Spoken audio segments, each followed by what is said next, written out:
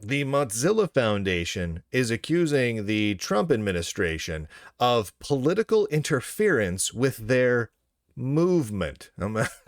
Air quotes on the round movement. That's their word, not mine. The makers of Firefox, which had recently rebranded themselves as a global crew of activists. That's not a thing. That's not a thing I made up. That's what they want you to think of them as. Specifically, a global crew of activists focused on Marxism and LGBT climate. Wait, let me get this right. Let me get the quote right here. Feminist, decolonial, LGBTQIA plus climate justice using artificial intelligence. That's a literal thing that they're pushing right now. They hold events around that now. I don't know what that has to do with web browsing, but that's their thing now, right? So that's their movement, right? So an email got sent out to all current donators and previous donators to the Mozilla Foundation. This happened just this last week. This email went out from the executive director of the Mozilla Foundation, Nabiha Syed, and the stuff that's included in that email to the donors is kind of insane.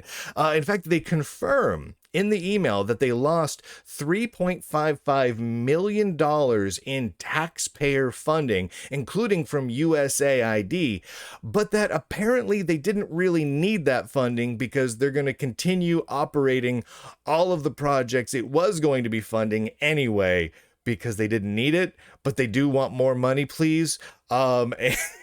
And also the fact that they lost that funding from taxpayers like me and you is political interference with their movement. What exactly is their movement? This is crazy. I'm going to read some of this to you now. Thank you to one of the Lunduke Journal viewers for sending this whole thing along in entirety so we can share it with the world. Hello. There is there is a moment in every mission-driven organization when you have to choose between what's safe and what's right. We've just finished going over our finances for the first part of 2025. And we're still trying to close the $3.55 million gap caused by U.S. government funding cuts. These cuts impacted two of Mozilla's most important initiatives. Now, what are those initiatives, you may ask? Is it their web browser that they make and that's like their whole reason for existing? Nope. Those two are Mozilla's Responsible Computing Challenge, which has lost $2.5 million in U.S. funding. Now, for those of you who wonder what that is, it does some really bizarre stuff. Let me see if do I have one of the quote here? Oh, I don't have the quote in front of me here. But basically, it what was the words that they use? They were doing political training, so they were training people on how to be political activists, as well as they were centering marginalized peoples and platforming sexual something or other, sexual diversity. It's crazy. It's pure craziness. And they were spending money from US taxpayers to fund that craziness. Now, the other thing that they were funding was something called Mozilla Common Voice, which was funded at USD $1.05 million, right? So that was getting $1.05 million. And that one is an open voice recording data set. That one arguably is less weird because they're not doing political training and centering marginalized sexuality perspectives or whatever the heck the other thing was. It's a little less weird. Why U.S. taxpayer money is going towards it when I never voted for that to happen? That's a reasonable question, but it's a little less weird at least. I continue reading this email that they sent out to all their donors. We've already adjusted our programs to account for this loss in funding, but I wanted you to be aware of where we currently stand. I gave the green light for both initiatives to continue, even without original funding. It's a risk, but it's one I believe is worth taking because this work is too important to pause. And as someone who has already donated to Mozilla in the past, thank you. Yeah. I believe you understand what's at stake. Today, I'm hoping you'll consider showing up again to help make it possible to continue programs like these. So far, and I thought this was interesting, 19,510 people have donated to defend Mozilla's programs following these U.S. government cuts, to defend their programs. Notice they're setting it up, they're framing this as a fight, an attack of Mozilla versus the enemy, right? They're setting this up. You have to defend Mozilla against the enemy. Who's the enemy? The Trump administration's the enemy because they're cutting funding. They're not giving Mozilla the taxpayer money that's stolen from people. So they're the enemy. The decisions we make right now will shape what's possible in the months and years ahead, and whether we can meet the moment with the urgency and ambition it demands. That's exactly why I am committed to continuing the Responsible Computing Challenge and the Common Voice despite the loss of funding from the U.S. government. They do not like that U.S. government thing that gives them all that money. They're very mad at U.S. government who gives them all that money. This has... Oh, where are we at here? Mozilla was built by people who believed in something better, not just for the internet, but for the world it touches every day. Again, they've expanded their whole mission. So it's not about the internet. It's not about the World Wide Web. It's not about web browsers and web browsing technologies anymore, or open source. They don't really talk about those sorts of things anymore. They're now about the whole world and political statements and their movement, right? It's all about the movement. Mozilla was built by people who saw something better, but for the world it touches every day. The community is full of people who refuse to sit back and watch tech be shaped solely by profit, politics, or power. Seems like they're focused on politics. What's fascinating here is now they're trying to shape it up as, oh, this is the loss, no longer receiving taxpayer revenue that no one voted to have happen in the first place. No one asked for their tax money to be taken from them and given to Mozilla to encourage political leftist training and centering diverse sexual perspectives, or whatever the heck that is, right? Nobody asked for that. I didn't ask for that. No one voted for this. But they're framing it as the loss of that funding is a political attack on tech in general somehow, which is truly, truly bizarre when their whole thing is now politics. They are a political movement. They are a global crew of activists. It is that they are the political ones, and they demand that they receive taxpayer funding. They demand it, and if it's not given to them, well, that's political interference with their movement. Truly, truly bizarre. This hasn't changed even in the face of political interference and massive funding losses. We're still here, still fighting for a better internet. So yeah, even in the face of political interference, I find that fascinating. Can you add a donation to fill the gap left by these U.S. government funding cuts? Together, we can power Mozilla's programs to create a better internet for all of us. Thank you for being a part of this movement, and for everything you do for the internet. Always yours, Sabia Syed, Executive Director of Mozilla. Fascinating. So my quick takeaways. Number one, they verified that Mozilla lost that $3.55 million of U.S. taxpayer funding. The Lunduke Journal broke all those stories some weeks back, but we have repeated funding on that. That Mozilla considers this loss of funding specifically to be political interference of their movement, right? So the Trump administration, who is, pushing forward on budgetary cuts, is that is political interference in their mind. That's how they're phrasing this attack on anyone who's not giving them money, I suppose. Mozilla has decided to continue those programs even without the original funding.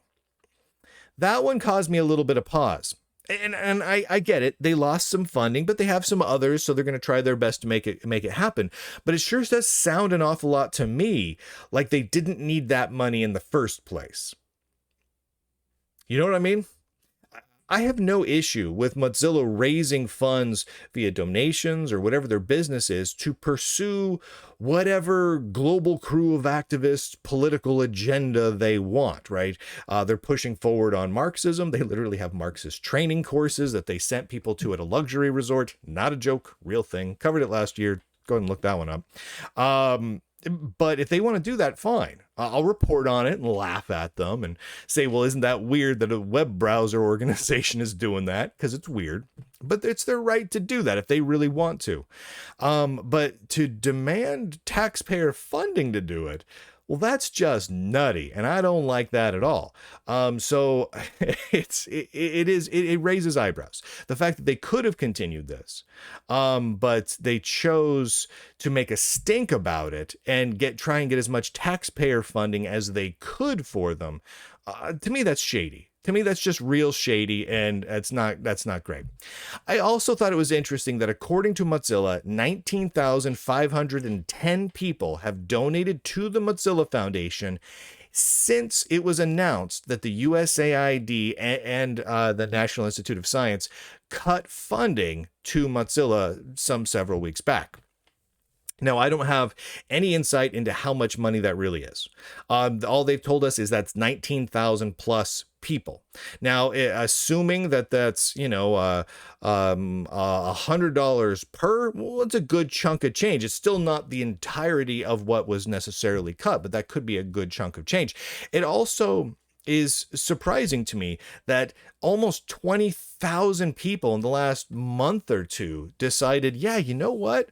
I really want to give money to Mozilla because they're doing Marxist training in Africa with decolonial feminist climate justice LGBTQIA using artificial intelligence. Does someone really think that's interesting and important? Like that's to me, that's just a word salad of weird leftist political causes mashed together into a ninja blender and turned into the world's most ridiculous smoothie. But almost 20,000 people, according to Mozilla, are giving money into that. That to me is crazy. Now, along these lines, Mozilla's got a real issue ahead of them because they've got a branding problem. In the last day and a half, the latest version of Ubuntu Linux was released. Now, Ubuntu Linux is kind of one of the kings currently in the Linux world, and they have been for quite some years now. Huge user base, one of the largest of the open source desktop operating systems out there, and they just put out their latest release, and their latest release continues to have Mozilla Firefox as the default web browser. Now, that's interesting for two reasons. The first is Mozilla Firefox has recently come under a bit of fire because in the face of losing a tremendous amount of money, the Mozilla Corporation has decided to turn Firefox into a bit of spyware, right? They've changed their terms of use to say that anything you upload or type or click or websites you visit, anything can be used by Mozilla however Mozilla wants. They can train AIs with it. They can sell it to advertising companies. They can use it to advertise to you directly. Whatever they want to do with it, they can. This obviously kind of stuck in the craw of a lot of people. And so you would think that open source and Linux nerds who are typically very, very concerned about their privacy would be okay with continuing to have known spyware, and companies who have made spyware a critical part of their business going forward as the default software on their operating system, including the web browser. So it's surprising in a way that Ubuntu Linux continues to ship it as the default. However, a really weird thing has occurred with all of that. Normally, when a new version of a Linux distribution is released, especially with Ubuntu and others, they make a big point about the new versions of the various pieces of software that are bundled by default. For example, in Ubuntu 25.04, the release that just came out yesterday, they included the latest version of the GNOME desktop environment, right? That's a very common thing. Every new release has a new version of the desktop environment and some of the applications that go along with it. The new version of the kernel, the new version of the desktop.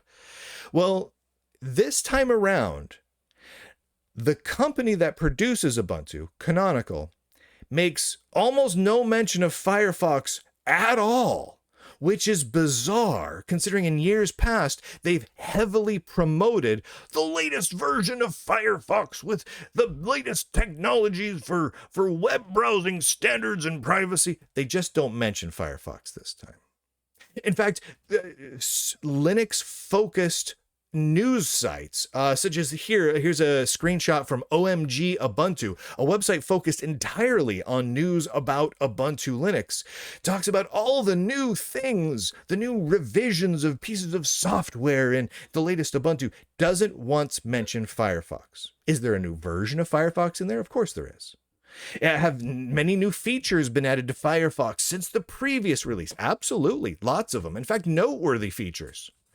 But the Firefox brand has become so utterly poisonous that they're doing their best to downplay the continued existence of Firefox within their software. One has to wonder how long before these Linux distributions drop Firefox entirely from shipping with their operating systems. We're already seeing it with some Linux distributions such as Zorin OS and others.